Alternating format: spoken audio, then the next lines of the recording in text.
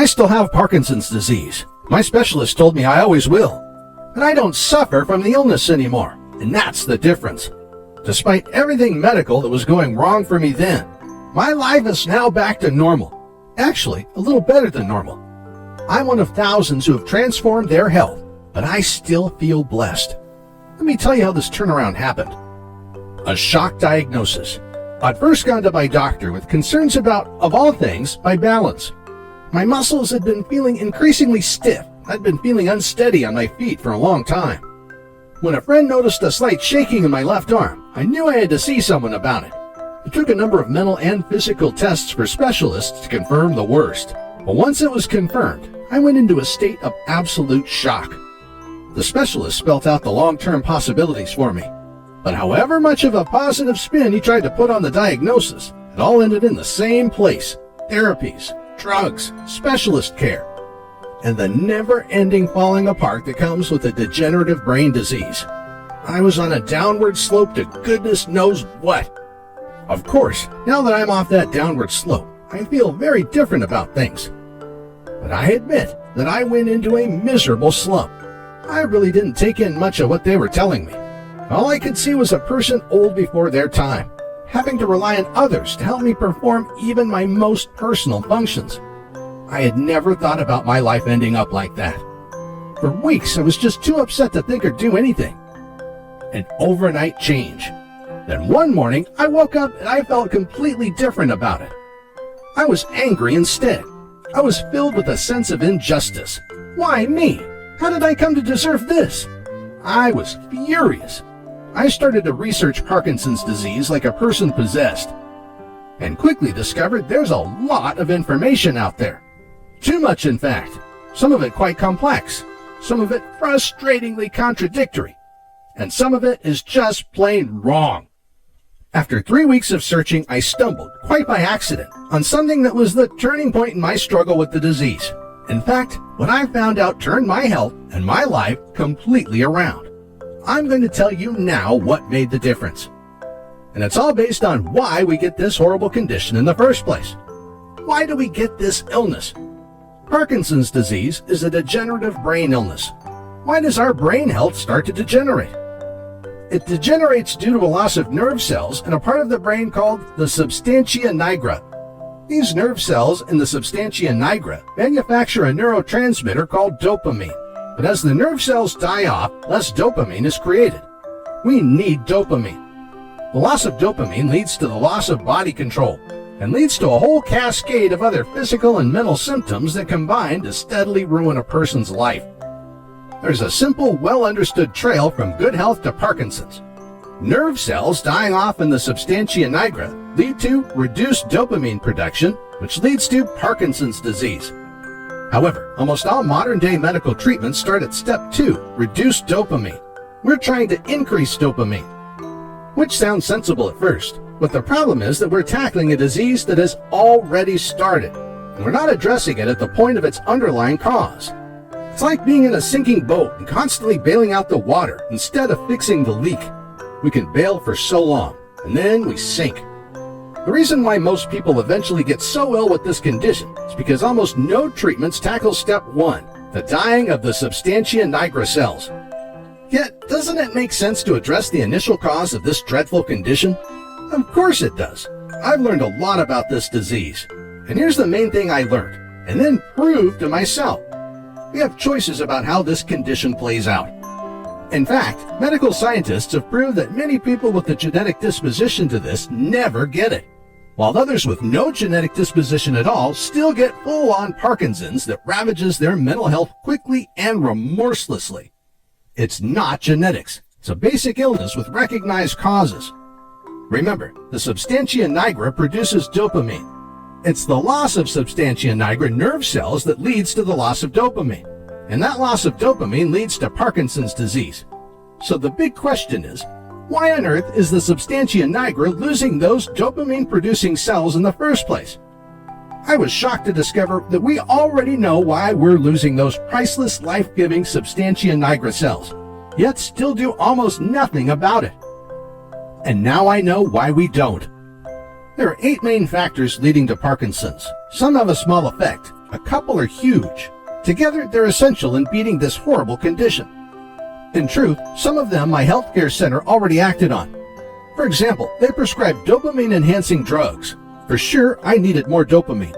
I had tests and underwent occupational therapy. Again, good stuff. It helped me manage my problems with balance, movement, stiffness. But I also realized they were not helping me to avoid the worst symptoms of this disease. At best, they were just delaying it.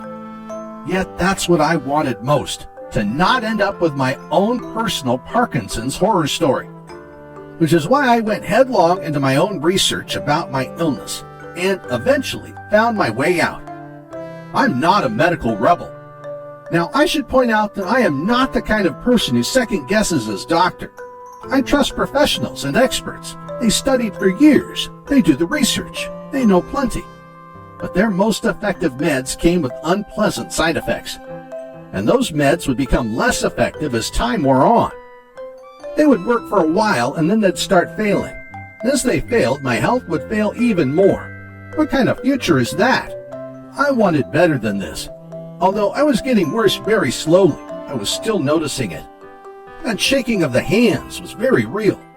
Slowness in my movements had gradually become more noticeable, and I was developing other classic symptoms: sleep problems, low moods, and anxiety.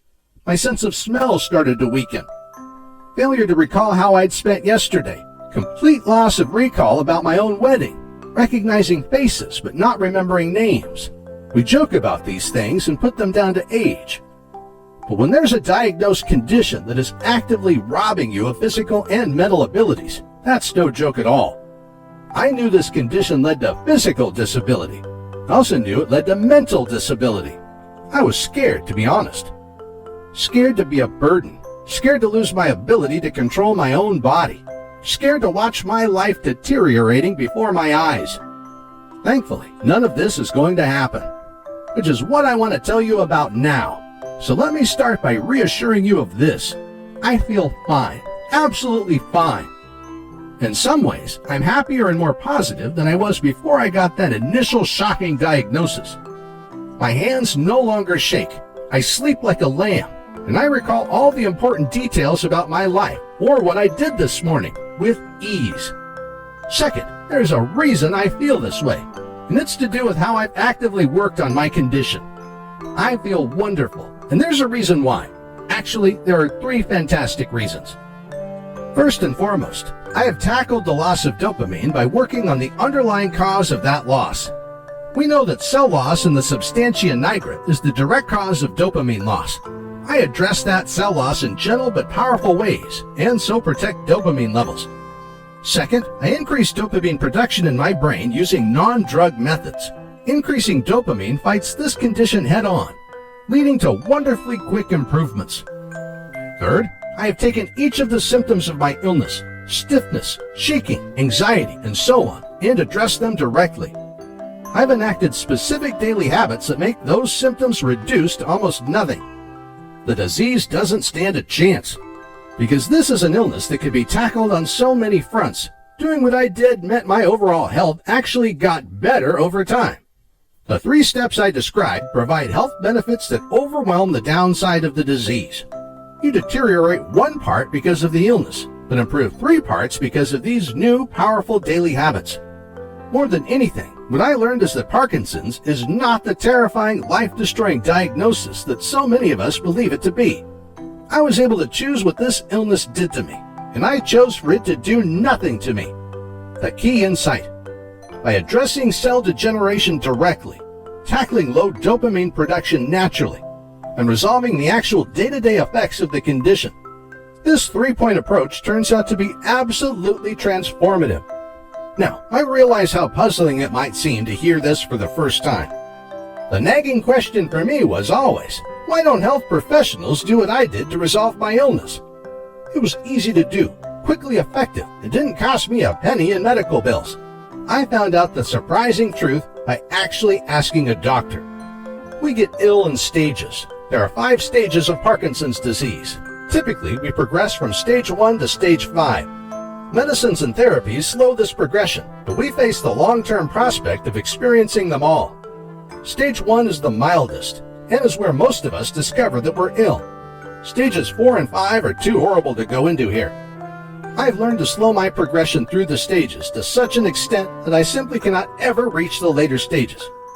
In fact, I expect never to leave stage 1. My progression through the 5 stages is so very slow that I expect to live out my natural life into my 80s or 90s, and that won't be enough time for me to reach even stage 2. Because I'm attacking causes and symptoms, I would need to live to be over 100 to give the disease enough time to work through to even stage 2. And this is the key fact. An approach that slows the effects of the disease at its source and unwinds the symptoms that do occur so that they have little or no effect on us. Means that for years and years to come, I might still have a diagnosed illness, yet not notice a single thing about it. The progression of this disease can be delayed by decades. We can avoid deteriorating and suffering like we might have done, and instead lead healthy, happy lives. The 8 ways to get out of Parkinson's disease.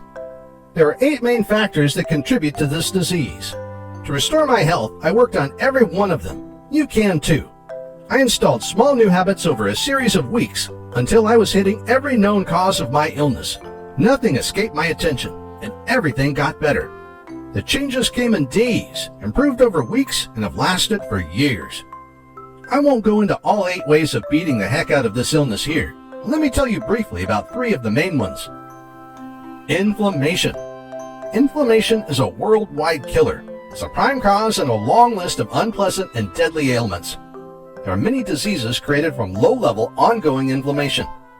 Over 130 million Americans have conditions directly related to inflammation, and nearly 1 million die each year. The number is rising worldwide. What matters to us is that scientists know that inflammation is heavily implicated in the death of substantia nigra nerve cells. To arrest the progress of this dreadful illness, we must address that inflammation. Fortunately, it's not at all difficult to do. Simple changes undo inflammation incredibly quickly, which in turn halts the death of substantia nigra nerve cells. Environmental toxins, poisons. I knew nothing about environmental toxins until I started looking into them. Turns out they're horrifying. For a start, toxins, poisons that get into the body double the risk of degenerative brain disease. And we're talking about poisons from everyday life that directly and provably create extraordinary stress for the whole body, including the brain. Toxins are literally everywhere. Household furnishings, paints, children's toys, cleaning agents, plastics, water, the air, and in a whole range of places you'd never think of. Our bodies deal very well with a certain level of toxicity. But modern products and materials mean the amount of toxins coming into our bodies exceeds what our bodies can remove via its natural processes. So there's a toxic buildup, and eventually tissues and organs in the body start to break down. That breakdown leads to classic toxicity illnesses. And one of the worst of those classic illnesses is Parkinson's. The toxicity connection is researched and confirmed all over the world. But there's good news. We can remove toxins from around us, and it's not even slightly difficult to do. We don't have to live on a mountain or give up normal life. Instead, there are choices most of us didn't know existed, and those choices will transform brain health. Low moods and stress. This is one that many people think wouldn't apply to them. I thought that too. Unfortunately, this disease is known to lead to genuinely depressive episodes. Remember, Parkinson's is characterized by lowered dopamine, and lowered dopamine is an established cause of all sorts of mental health issues. So it's not at all surprising that people with this condition can end up very stressed and feeling very bad indeed. The really cruel part of feeling so low is that then people find it close to impossible to motivate themselves to take care of their health. And although natural methods for controlling and calming Parkinson's are straightforward, if a person feels so incredibly miserable they can't even get out of bed, then they simply can't take care of their health, which means they will not do the very things they need to do in order to be well again. It's the most vicious of vicious circles. And remember, health providers already know this. That's what I found hardest to come to terms with. In fact, inflammation and environmental toxins are considered to be the world's 2 most deadly health threats. They're the direct cause of dozens of illnesses and kill several million people worldwide every year. Their effects are in front of our eyes. For example, Cases of Parkinson's have doubled over the last 25 years. The human body hasn't changed in 25 years, so it has caused such a drastic upsurge of brain degeneration. It's ever-rising cases of inflammation, environmental toxins, and struggles with low mood and negative feelings. And these aren't disputed findings, by the way. In the very best research laboratories and universities across the world, the effects of inflammation, everyday toxins, and reduced mental health on the body and brain are researched, measured, and understood. Their effects on many of us are bad. For some of us, they're devastating. Why does modern medicine know this but ignore it? Why don't we tackle the inflammation and toxins that are the causes of those nerve cells continually dying in the substantia nigra? My doctor told me it's cultural. Most patients, especially in Western countries, want a drug or a procedure for a problem. Something that's a one-off fix like an operation, or an easy regular thing like a course of tablets. What they don't want to have to make is an effort to heal themselves, so pills it is. But most inflammatory diseases can be tackled more effectively by lifestyle changes than by drugs. Whole classes of deadly modern illnesses can be changed by a small number of simple, targeted lifestyle tweaks. But our medics push meds because they know that, mostly, their patients won't make lifestyle changes. So they give their patients drugs, knowing that they'll at least take them. Frustratingly, the best solution, addressing lifestyle factors, isn't at all difficult. It's just that popping a pill is easier. This simple remedy changed my life. Simple lifestyle improvements transformed my entire life. It's done exactly the same for thousands of other very ordinary people who thought they'd suffer their illness for life. It requires a small initial effort, not much, but a little more than unscrewing the lid on a jar of chemicals. For the millions who see drugs as their only hope, there are thousands like me who know for an absolute fact that they're not. Which is why we don't suffer those nasty symptoms anymore, while they still do. How I treated my own brain deterioration. Everything I did to restore my own brain health, I learned from a natural health practitioner called Jody Knapp. I discovered Jody on a local health forum some years ago. She works with people using natural approaches to reverse illnesses which were caused by natural causes, which is, in fact, almost every illness known to man.